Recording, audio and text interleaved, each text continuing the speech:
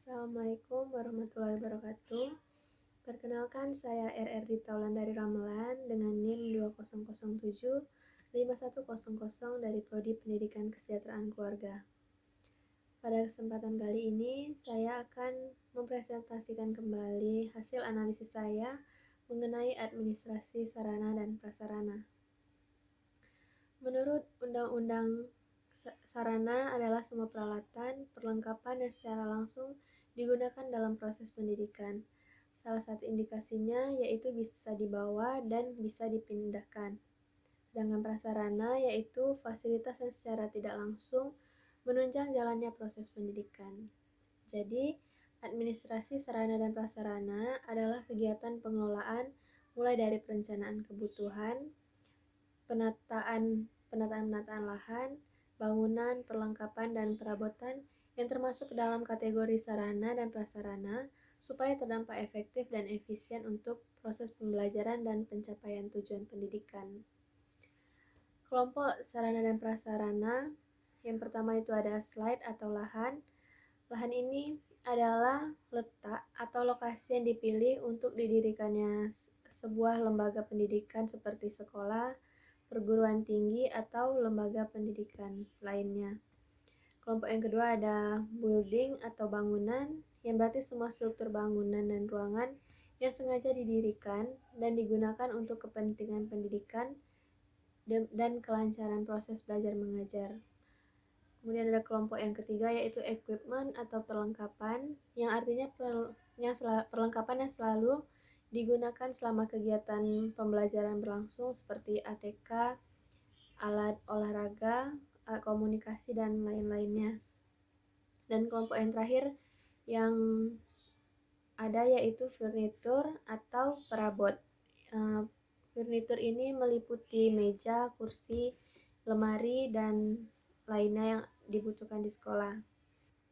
Adapun prinsip dasar administrasi sarana dan prasarana yaitu yang pertama, kegiatan administrasi sarana dan prasarana menggambarkan nilai harapan dan citra masyarakat yang berlandaskan tujuan pendidikan. Prinsip yang kedua yaitu keinginan bersama. Dan yang ketiga adalah administrasi sarana dan prasarana disesuaikan dan memadai bagi peserta didik.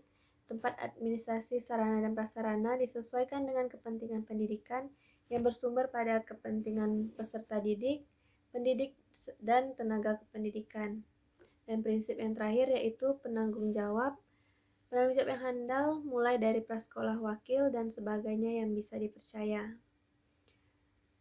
Adapun proses administrasi sarana yaitu mencakup perencanaan, pengadaan, inventarisasi, penyimpanan, penataan, penggunaan atau pemanfaatan, pemeliharaan, dan penghapusan.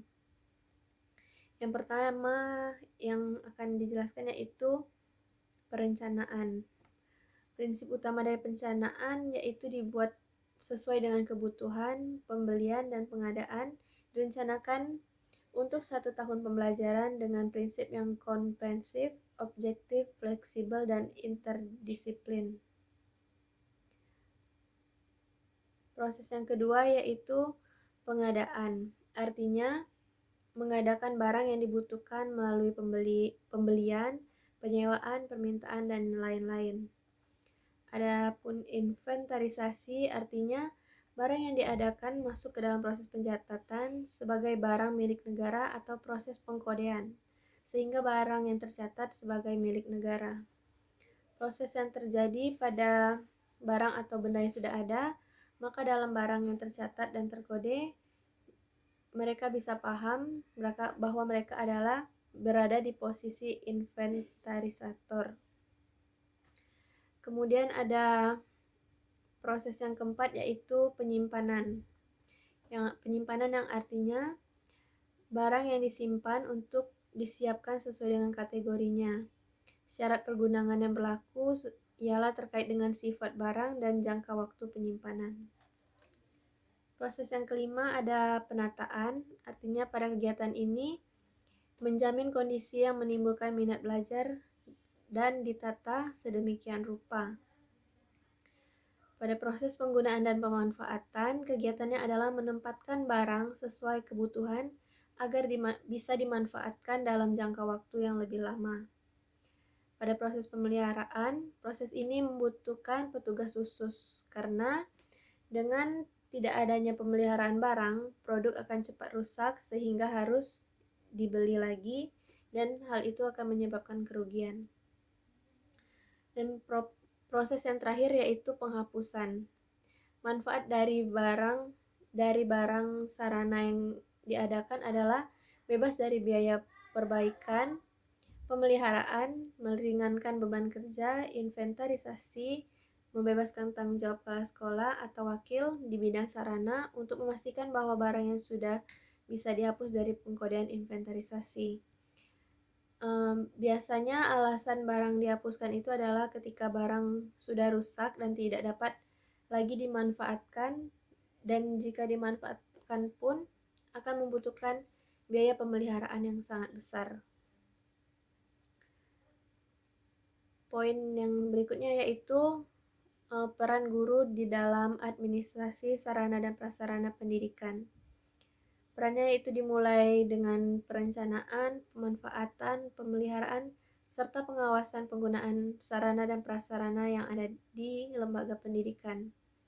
Beberapa peran guru dalam administrasi sarana dan prasarana. Yang pertama yaitu guru harus merencanakan pengadaan sarana dan prasarana sesuai kebutuhan proses yang dibutuhkan dalam pendidikan. Kemudian peran yang kedua, guru harus memanfaatkan segala sarana dan prasarana seoptimal dan sebaik mungkin. Dan berikutnya, guru harus dapat bertanggung jawab dalam melaksanakan kegiatan sarana dan prasarana. Sekian hasil presentasi dari saya mengenai sarana dan prasarana sekolah. Bila ada kekurangan saya mohon maaf. Saya akhiri. Wassalamualaikum warahmatullahi wabarakatuh.